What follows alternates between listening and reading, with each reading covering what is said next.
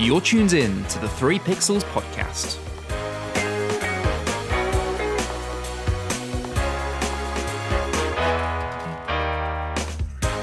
Hello, welcome back to the 3 Pixels podcast. We are here for a brand new episode for your ears. Thank you so much for tuning in. It's lovely to have you.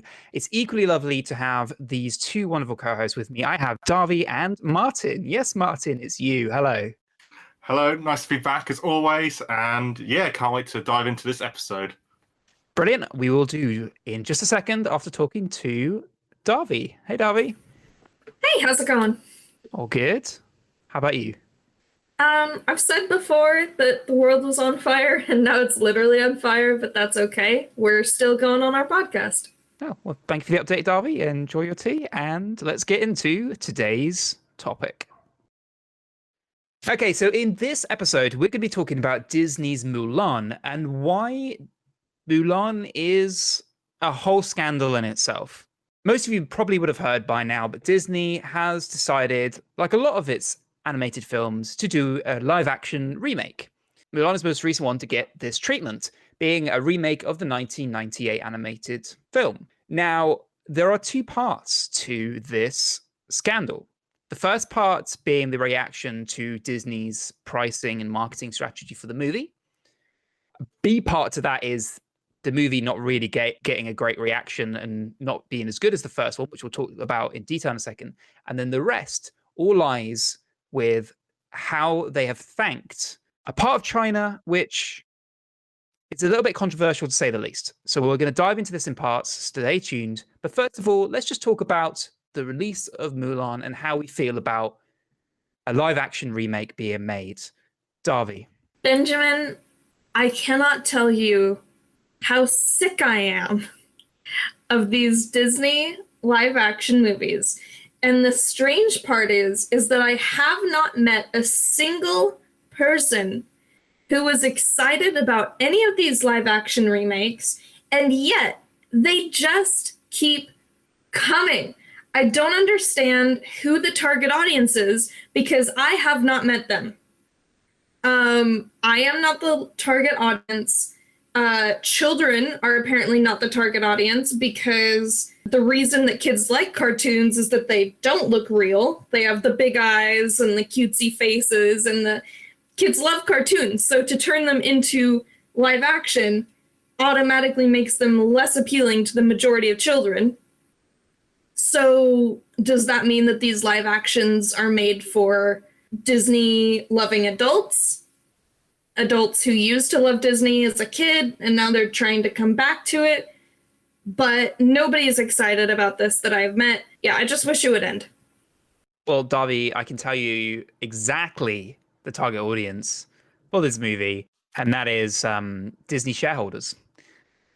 That's really the target for this movie, as like with a lot of the remakes.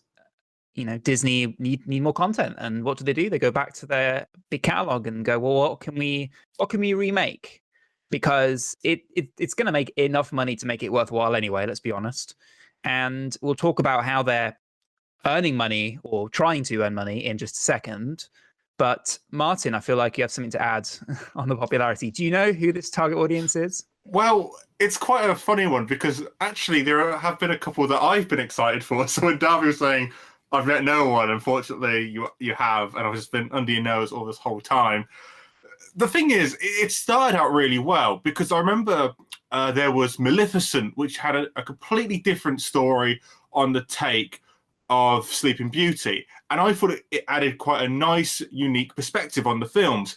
However, that sort of mindset of what Disney were doing to like remake it and remix sort of the stories has sort of just now gone to the cookie cutter of, well, this is what the animated did. We'll make a few minor adjustments, but pretty much the story is the same. Look at stuff like The Beauty and the Beast, Dumbo, although, you know, it did have a new perspective, a bit of a remix, same sort of story, and Aladdin.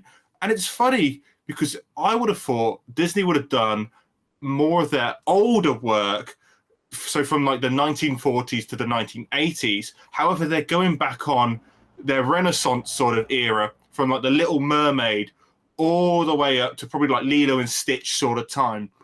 And it's baffling to me that you're remaking classics like The Lion King, which is arguably one of the greatest Disney films of all time.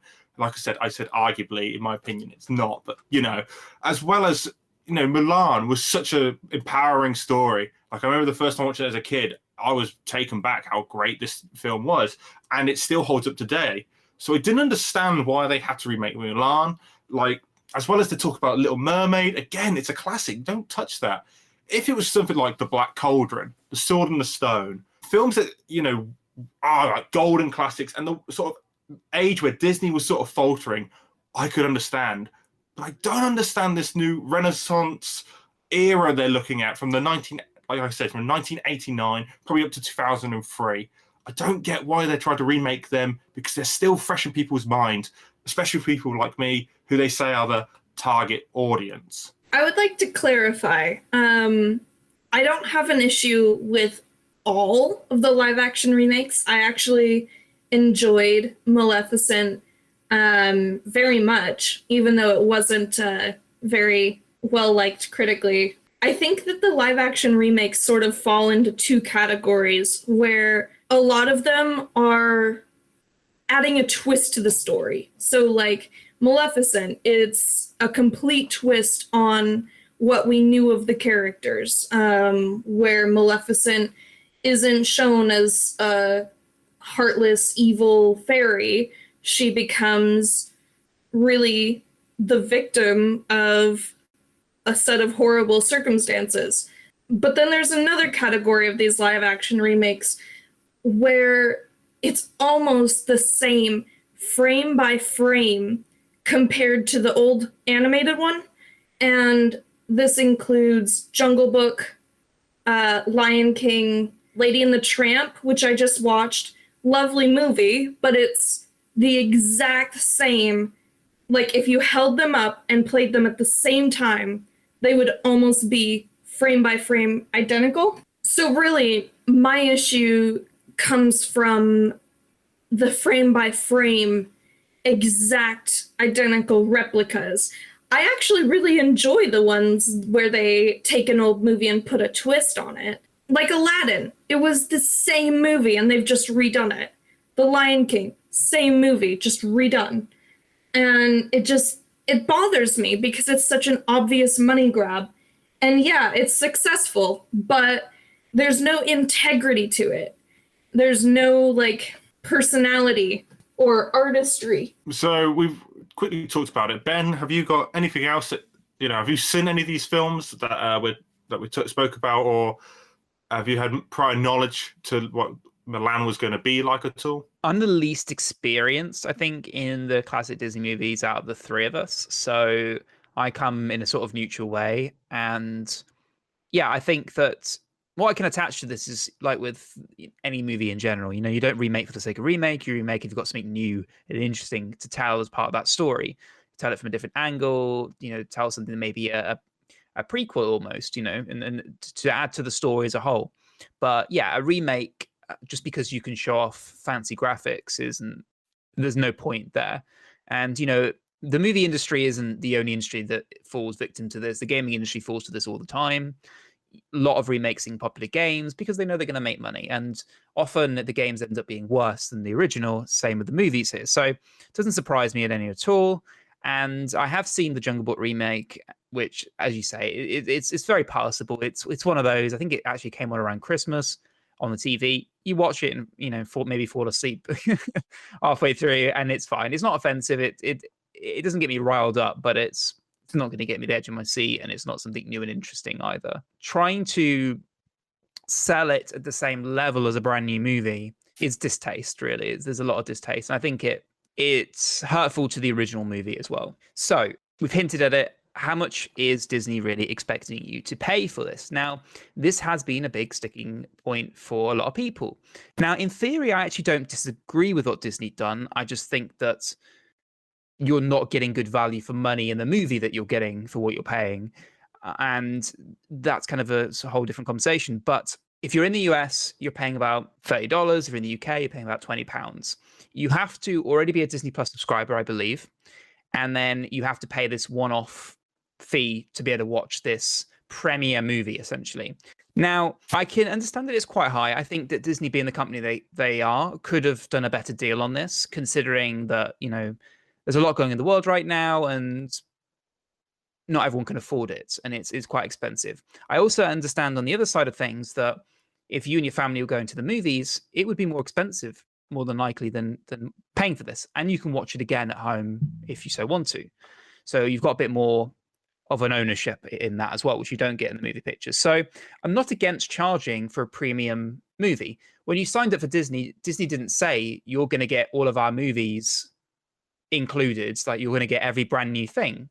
They never made that promise. So you can't be angry at Disney for putting a brand new film as a paid extra, because you never thought that that was going to happen in the first place. That's not what was advertised. So I don't blame them. And I think from my point of view, this is a whole new testing of the water for a lot of movie companies.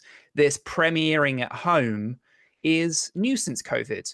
And I think that there's this misunderstanding and out of touch about, what do we charge for this? What are people willing to pay for this? And I think they probably assumed that, oh, well, this is a family movie. Families probably go and watch it together. A movie ticket's probably what, £13, £10, something like that on average in the UK.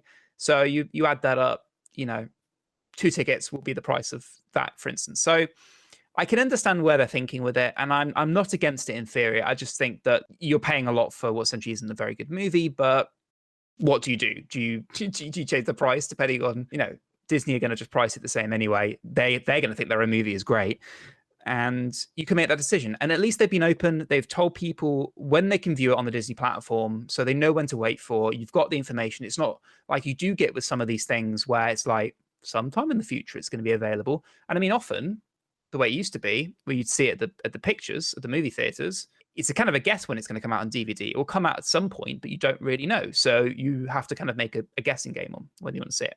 Anyway, it's enough of my voice. I'll hand you to Darby. I think that $30 is about average for a brand new Disney movie. If you were to go out to a store and buy the DVD copy, it would be about $30. And you are getting, essentially, you're buying a digital copy of the movie as if you were going out and buying a DVD. But on the other hand, I can't help but feel like it's a little out of touch with the economic recession that's going on right now due to COVID. I'm really torn, but I think that the price of it is actually harming them more than anything, because I think a lot of people are not buying it and not watching it because it's such a high entry point. So I think that they're actually seeing sales and what reviews they would normally get are down because it's so expensive. I'd heard that Mulan was being marketed to the shareholders as kind of like what's going to boost our income because, COVID, they've lost a lot of income. With the parks being closed and no movies in the movie theaters, there haven't been a lot of sources of income.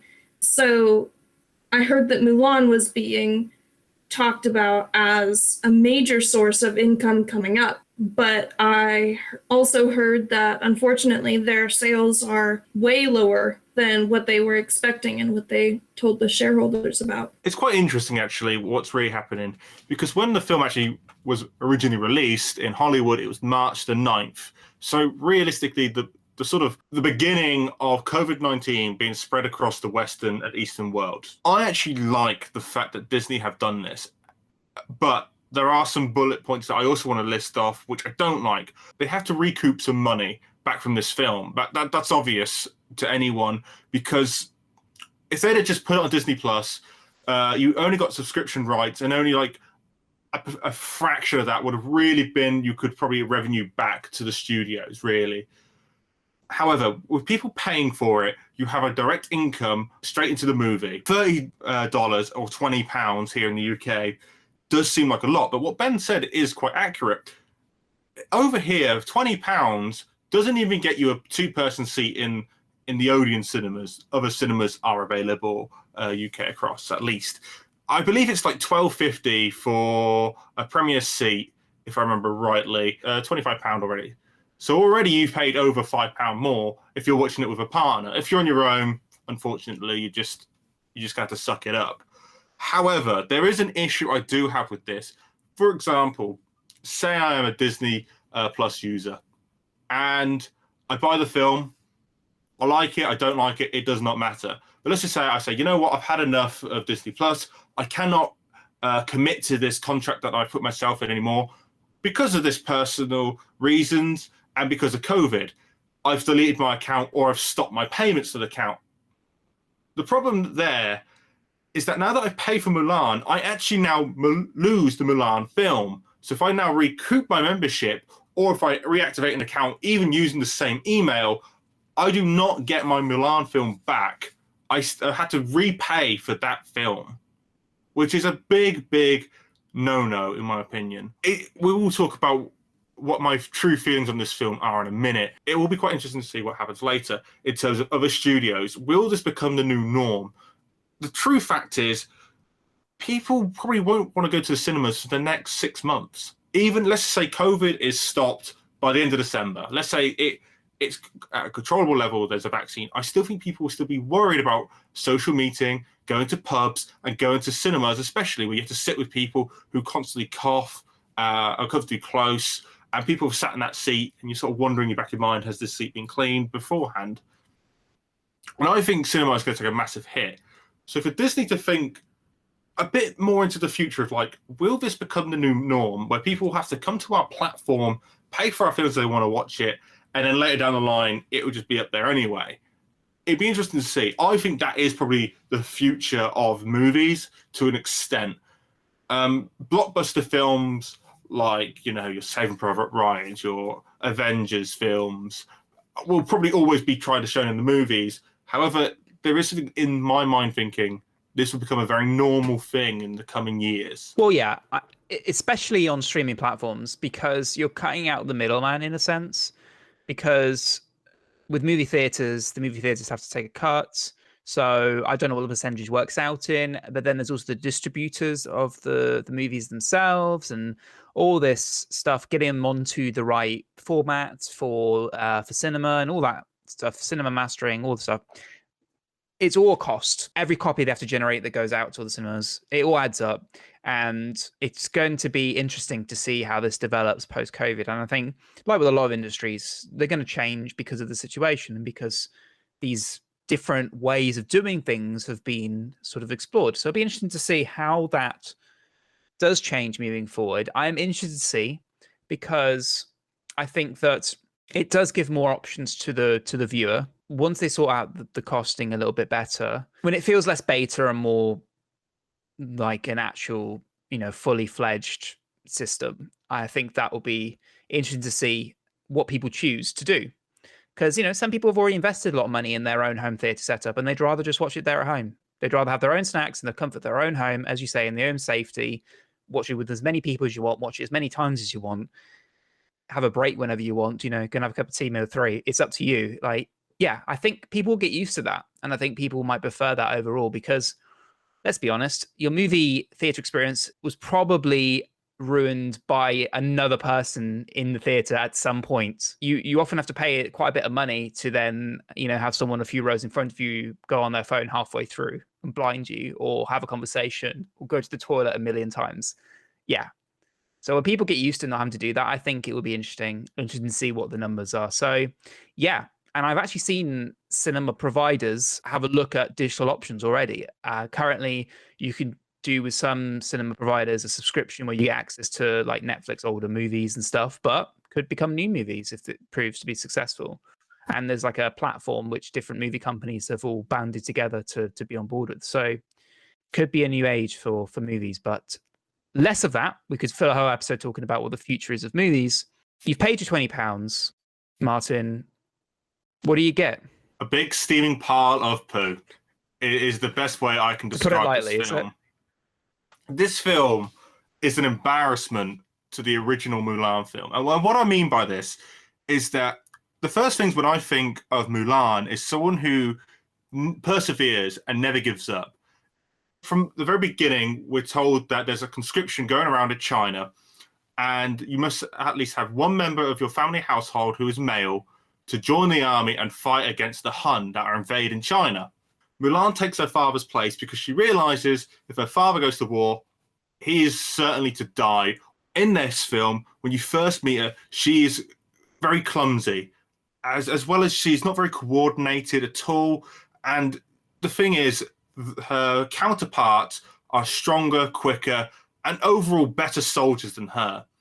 And we have that incredible song, Be a Man, I believe, if I remember rightly. I don't want to destroy that. It's something like that. Make a man out of you, I think. That's it, yeah. And what an incredible song that is. And the transformation from that of like, you see like the training where Mulan's getting her ass handed to her by Shang, who's the commanding officer, and her peers. Later in the song, Shang says to Mulan, you know what, pack up, go home, you're through. That is the actual quote. And off she goes, only to look back and go, I'm going to tackle this head on. I'm not going to quit. And eventually earns the respect of her peers throughout and becomes an incredible warrior. With the new Mulan film, she's just great at everything instantaneously, to the point where she's actually holding herself back because she believes that her male counterparts will not believe her, that she had this incredible strength, which just baffles me to be like, you've had no military training. You've lived a life of almost solidarity. And as well as in this time in China, women were literally there to be a bride for a man and provide and create the next generation. That is a lot of old ancient Chinese history, where women were sort of horribly second class to an extent. And now all of a sudden, she is brilliant at everything, which isn't hard to believe, but in cinema and daily life, it is a little hard to believe. Further on, Daviana alluded to this before taking this recording, that they got rid of Mushu, one of the best characters, not just in Mulan, probably in Disney, provide a lot of comedy, sort of answered the questions that the audience had, even though there was not many, but he always provided quite a good feel-good factor. As well as he had his own motives, and at times, Mushu sort of, what he wanted was sort of moving the plot along. He was a very integral character to the Mulan franchise, but they got rid of him because he is not very realistic. Instead, they replace him with a woman who can magically transform into any animal that she desires. Yes, complete 100% realism. I see it every day. People transforming into animals. That there's something called chi. The more chi you have, the more outrageous talents that you may have. So you might have seen it in the trailer, actually, where she starts sword fighting with the main protagonist, and she like dives for a building and sort of like does this strange like 180 onto a platform in slow motion. I don't get it. I don't understand. Mulan in the films was great because she was an average woman who wanted to succeed and make sure her father lived the rest of his days happily, as well as to really show and test her limits. Not that she has this deus ex machina ability to do whatever she wanted because she has some sort of almost borderline sub-superpower. I don't get it. And I'm trying to be professional when I say this. And I'm trying to really reserve in the words that I say. But honestly, it is just putrid garbage. I don't understand what they really did with Mulan. It had the setting to be such a great film. Mulan is what I consider one of the breaking points in women in film. Someone who you could show young girls and impressionable people, especially women, to say, you know, society is very unfair, and sometimes you're gonna have to take your licks before you're respected. And it upsets me because I think Mulan is actually one of my favorite Disney films of all time. Her character was extraordinary. The people around her were very, very one-step minded until she sort of came along and grew them, organically. And that's what I think the whole problem with this film is. It doesn't feel organic to me. It just feels really manufactured. You know, when I think of this film, it could have been something way more in terms of character and to really make a statement, but it's made the wrong statements. And we will allude to them more after this. And the more I think about this film, and the more I see critical reviews and how some of my favorite YouTubers are talking about this, upsets me really, because you had something great here and you just threw it in the bin and just went through just safe. The only thing that I have to add to Martin's glowing review of Mulan 2020 is that I'm deeply disappointed that they left out my favorite characters. Obviously, Mushu, devastating. And then Li Shang, gone, nixed, he's out. It's very sad. They said that they cut Li Shang because they wanted to avoid having a commanding officer be a love interest of a subordinate in the wake of the Me Too movement. In doing so, they cut basically a bisexual cultural icon. People have been talking about Shang being bisexual for years now because of the way that he acted toward Mulan when Mulan was pretending to be a man. And also in cutting Mushu, they have cut a character who is voiced by a black man. So it feels like they were trying to take a step toward being more politically correct, but actually, it feels like they actually went backwards. In my rant or slash review, as we will try and call that, what Daviana said is right, 100%. You know, Shang, throughout the film, when you first meet him, first meets Ping, he thinks he's nothing. But gradually gets respect, and almost it sort of hints towards that. You know, at one point they stood on the mountaintop after Ping, who was actually Mulan as a man, has caused an avalanche, got rid of all the Hun. And he's almost like flustered by Ping. And it's actually a really great moment. And to quote my girlfriend, who said, it must have been a very conflicting moment for Shang, who, you know, really likes Ping, but like 5 minutes later finds out that no, this man's actually a woman in Mulan. You could have made that so much better. You could have really have doubled down on that. And you could have made it, again, you could have made more people happy. And again, what Daviana said is they've gone backwards. In terms of Mushu, he had an integral role, and he was almost selfish as well, where he realized the ancestors of Mulan were trying to get rid of him. Like, they're trying to make him go on gong duty, which was apparently one of the lowest ranks you could be as a guardian. He wasn't a true guardian. And as you'll know if watching the film, he actually destroys the dragon statue, and he pretends to be the golden dragon. And he says to Mulan that he's here to help her out, but really he's nothing more than just someone who wakes the ghosts when they need to appear. And he, like I said, drove the first third of the act. You actually hit exactly what I was going to say. It feels so silly to me that everyone's favorite character in Mulan is Mushu. And then they took the best part of the movie out of it.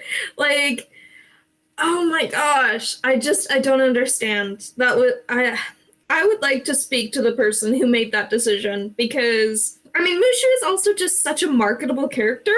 Like, you can make such good like children's toys out of Mushu. Like, he works so well on all kinds of merch. He's so quotable. I actually just quoted Mushu a couple weeks back to my family. I can't remember what the conversation was, but I said his line about dishonor on you, dishonor on your family, dishonor on your cow. Like, he's the best part of the movie. And then they cut him. A little digging while you were speaking there. Mushu was cut due to Chinese culture has put the connotations toward a dragon being strength and unity and, you know, being above all else. And I felt Disney felt like him being a sidekick could upset some Chinese audiences. Now, I'm not going to say, oh, that's a silly thing, because, people, you are talking about people's cultures here. But now knowing that, yes, there could have been an element of a bit of backlash from that. But also, you could have worked it in a way where you could have put a nice spin on it and made every Chinese audiences who could have felt a bit offended having a dragon being maybe a sidekick, you could have appeased that in some way, shape, or form. Like I said, Mushu is an integral part. And Daviano said he is so marketable. People love Mushu. If you gave it the chance, I think maybe Chinese audiences would have also liked Mushu. He's not just a typical dragon power. He provides comical element. There's more to a character than just connotations, and that's what makes some characters so memorable. Like, they break that, what you know about something, and just flip it upside down. And like I said, I will try and tread carefully, because this is people's culture I'm talking about. And, people do have perceptions of things, and that is totally fine. As Disney, making films, you have screenwriters whose job it is to make sure that you make interesting, developing characters. You could have made this work somehow. They cut Mushu to be more culturally sensitive, but unfortunately, that hasn't saved this movie from the ire of Chinese audiences. It's really not doing well, even with Mushu gone. Yes, you raise a good point there, Daviana. At the right time, as I was about to come in and give you some more information on this. So,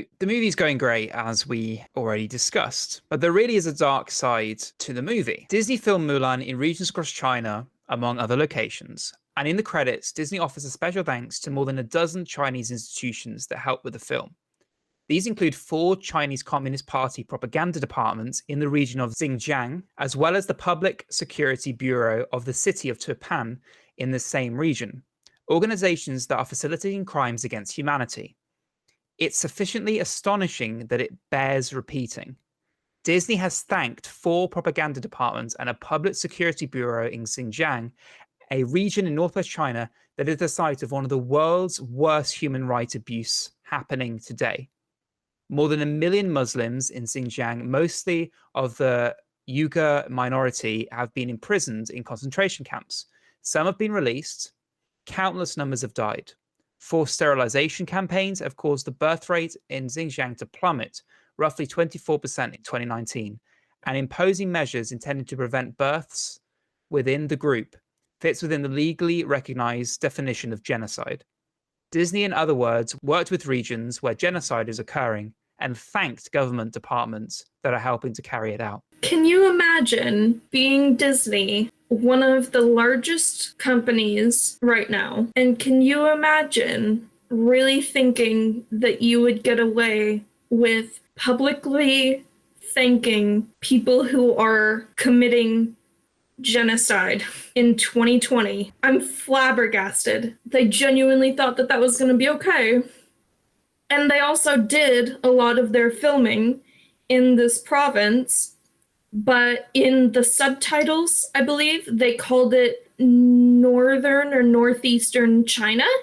So they were obviously trying to divert attention and not necessarily own up to it. But it is 2020. We have so much access to information.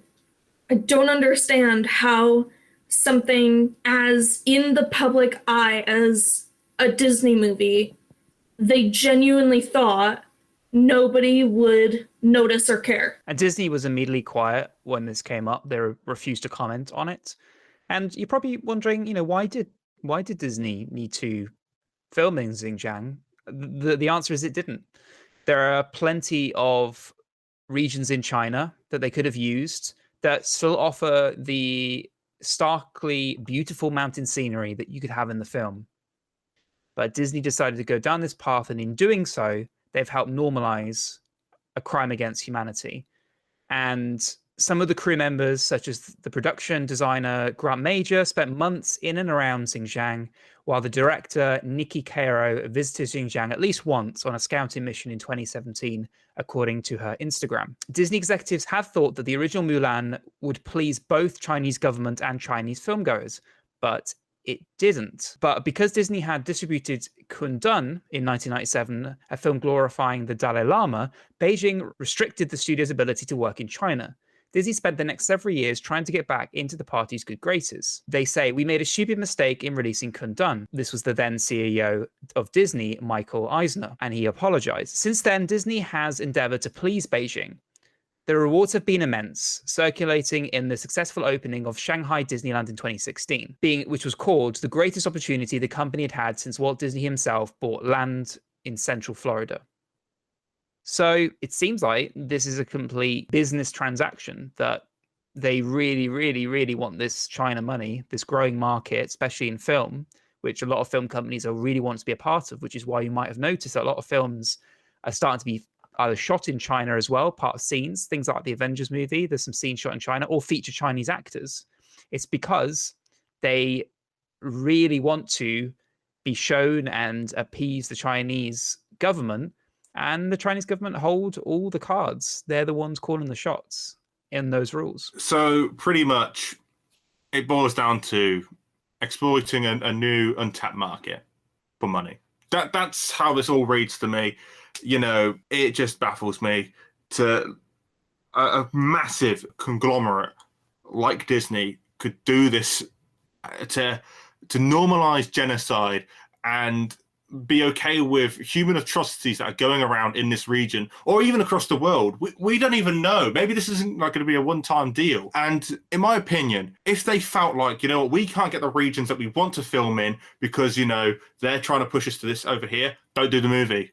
Simple as that. Just don't do the movie. You know, why tarnish your name and your brand to appease this Chinese government? I understand, yes, you're trying to tap into a new market. I get that. You know, you want to get this Chinese money that's coming in, pouring in. It's untapped. You know, you've just made a theme park 4 years ago, but there are other solutions out there. It's just ridiculous, in my opinion. And it, you know, I would say here and say, you know, it's a joke, but it's not a joke. It's just not. In my opinion, absolutely outrageous and almost unforgivable in my book. You know, this isn't the only company of recent time to go off to a country that has shady background, to say lightly. One is WWE, who went to Saudi Arabia, and because they felt like that was an untapped market, but they've had a backlog of backlashes from the media ever since going to do these quote-unquote super shows in this country.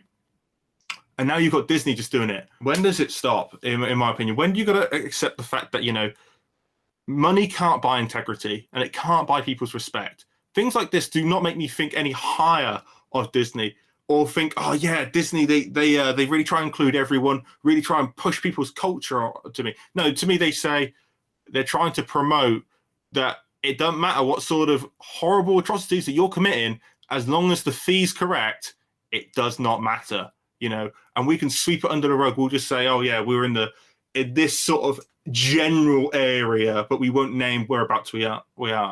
Like Daviana said, you know, information is so quick and it's at the fingertips of our phones and our computers.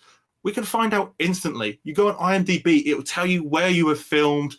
And to say that we've went on at least one location shoot, are you kidding me? One for a massive film like you?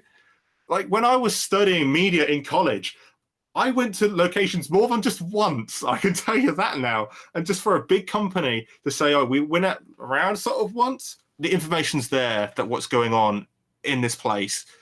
You don't need to be the greatest of location reports. You don't need to be like the most cultured person in the world to know what was going on over there.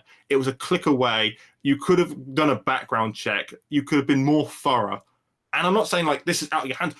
They could have done this, but they didn't because the money was right. I think that in becoming an adult as a child who loved Disney, you start to see the wizard behind the curtain. I think that it really shows that even though Disney made such a huge impact on my childhood, the childhood of many, many people, it is still a corporation whose end goal is not to provide quality content, is not to inspire children, is not to do good in the world.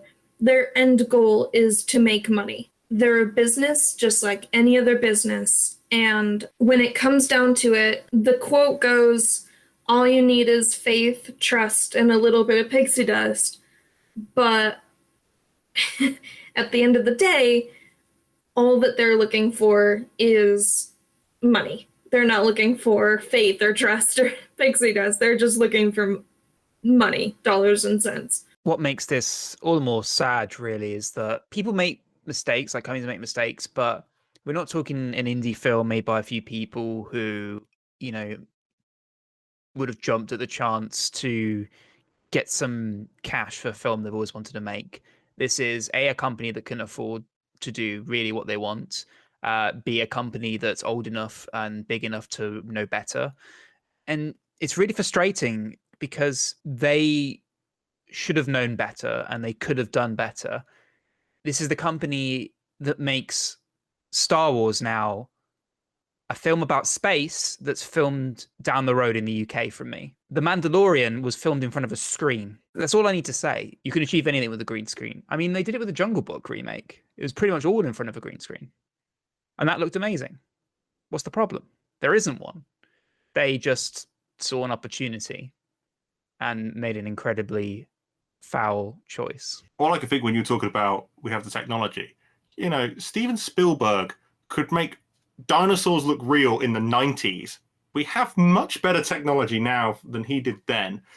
But now here comes the 1-2 punch combo from Disney with the main actress, whose name I'm probably going to get wrong, but I think it's Lu Fei, has also gathered the ire of the public in recently that she supports Hong Kong police who are brutally beating the public. In one of her statements, she quotes, "I support Hong Kong police. You can beat me now. What a shame for Hong Kong." And she has now been accused, obviously, for police brutality. Absolutely outrageous that she's even said that. And the hashtag was trending of boycott Mulan. Like I said, I'm not on Twitter, but this gathered not just on Twitter, on all social media platforms. It was just an attack on all sides towards this actress. I don't know the full extent of what's actually going on in Hong Kong. I try to follow as much as possible. But to come out, portray a point when you're shooting a film that's already wrapped in controversy and to add more fuel to the fire like that. Well, we were just talking about how they cut Shang in an effort to be more politically correct in the wake of Me Too. But then you have the lead actress coming out in support of police brutality in 2020. So talk about like not being able to read the room. Holy cow. Coming away from the actress and not just reading the room, I just don't think Disney can read or have any vision right now, in my opinion. A company that has brought a lot of magic to young children, even adults. You know, some of my favorite films, Disney involvement with Pixar, like Toy Story, Tangled, even Frozen I'd throw in there, is one of my favorite of all time. And even classics like the original princesses of like Snow White, Sleeping Beauty, Cinderella, classics. In my opinion, they should not be touched. They should be treasured, you know, for the next generation and the next and the next. Timeless classics. And now to see it's reduced to this, it's awful. It's not the company that I remember as a kid. And I know, you know, as a kid, you see things through rose-tinted glasses. You don't see the full controversials. I'm sure even naming those few films I've just mentioned probably had some sort of controversies going around on them at that time. But they have made this film very unacceptable, in my opinion. If this was filmed in the 90s, the 80s, the 70s, it's not acceptable. So for them to think it's still acceptable now, it's just not. I'm telling you right now, it is not acceptable. And you need to be held accountable. People need to be held accountable for this. And what I mean by this, if there has to be firings from the top, be that way, so be it. Because there needs to be a change now throughout all franchises. Ben did say about The Mandalorian, fantastic. You know, why couldn't they have done something like that? Something that's very universally loved and cherished. The Star Wars fan base were crying out for some decent content after the putrid trilogy of the Rey Skywalker, which, by the way, I'm going to say we'll be doing a couple of episodes on. We'll hold Martin to it now because he said it actually publicly. So if he doesn't do it, you're more than welcome I have myself to blame. Email him, martin@3pixels.com, and tell him what you think. Anyway, back to the quote-unquote review of this film. I just don't understand what direction they're pulling in. At one point, they seem, to try and include everyone, to try and keep things PC, which is fine. But from a creative point of view, you're sort of neutering your own films. People like a little bit provocative. People like a little bit of controversy inside the film, that is, not outside the film, Disney. That's what makes things human. It makes things very natural. But to create controversy through actual things that are going on right now, real world problems that are going on right now, and to try and say, oh yeah, it's for everyone, rubbish. I would use another word, but it's rubbish. Utter garbage that is spewing from the corporate mouths of Disney. God, this has been a very angry one for me, and I'm very sorry. Genuinely, maybe this is very unprofessional of me, if I haven't been already, but I wouldn't recommend this film at all, which is why I've only gone through reviews of other people, trusted people that I believe will give me a proper sense of the film. I do not want to spend my money towards this and have any support or anything towards Disney right now until they amend and fix these broken bridges that they have made. And in my opinion, it's going to be very hard. They need to make a statement. They need to show more intent. They need to do something. I don't know what, but it's not my job to know what. It's my job here on the 3 Pixels to give you our thoughts, opinions, and our emotions on this. And I hope this does come across that I care about the film industry, and I do care about beloved films that I love. There are films to you, like I think some of the worst films in the world shouldn't be touched again because I love them so much. Like Cutthroat Island. It was such a bad film, but I love it so much. And we all have that one film that we don't want to be touched. And now seeing the absolute dumpster fire that Disney have done, I don't want them to touch any film after this. I really don't even want to touch that old backlog anymore because we're at a point where it is beyond repair now. And I think Martin's really reflecting how we all feel. And whether you're a fan or not of Mulan, the original, I think we can all agree that this was poorly managed and very poor decisions. And I'd like to see a genuine response from Disney regarding this and how they're going to move forward. So we will wait and see.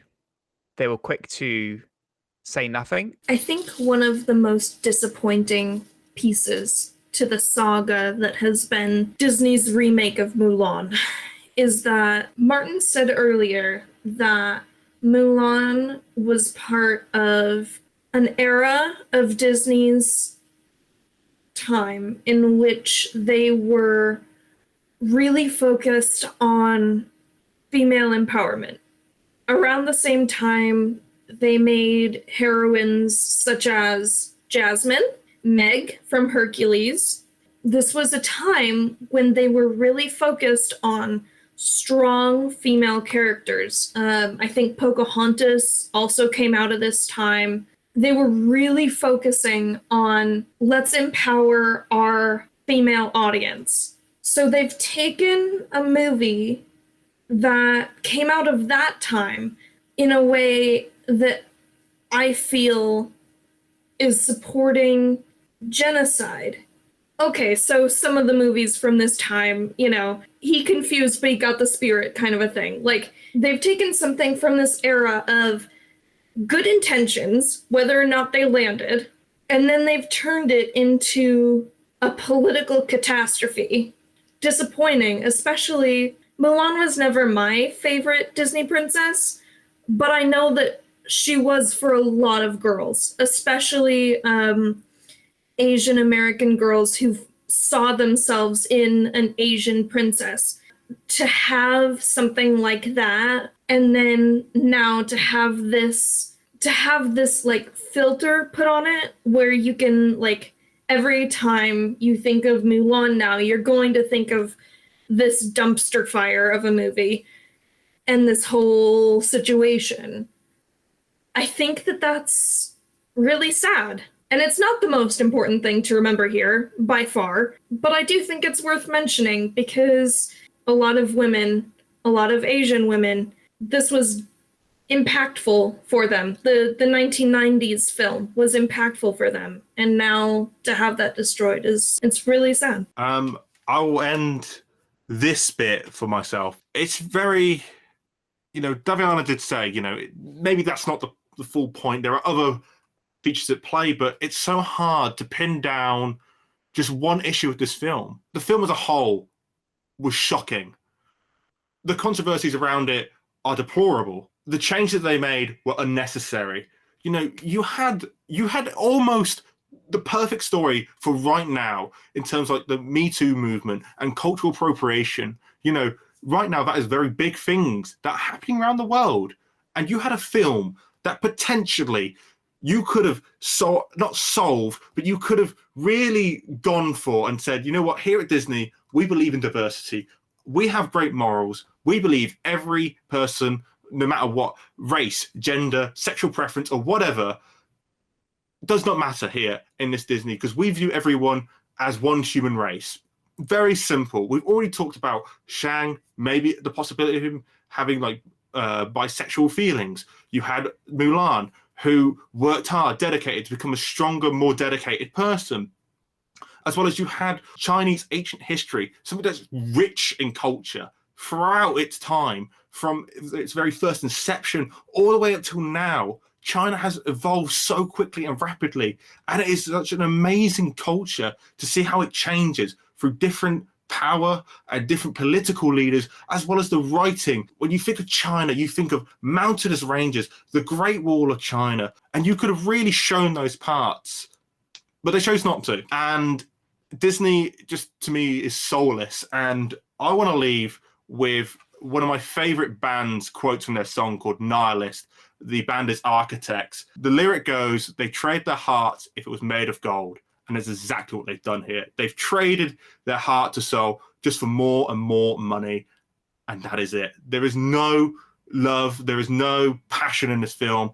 It was just greed. Thank you for listening to this podcast.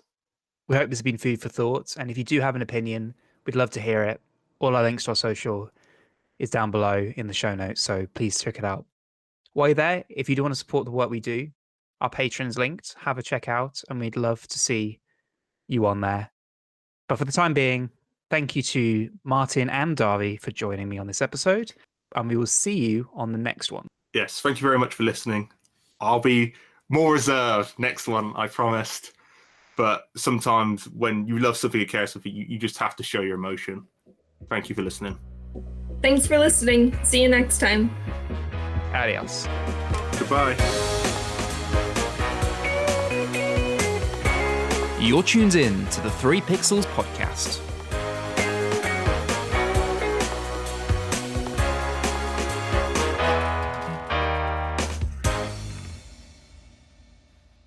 You don't need to say bye again, but sure. Goodbye. Just goodbye, Disney. Goodbye to my childhood. Get out. Goodbye to We're done. sponsors. Okay. Well, yeah, listeners also, time to go.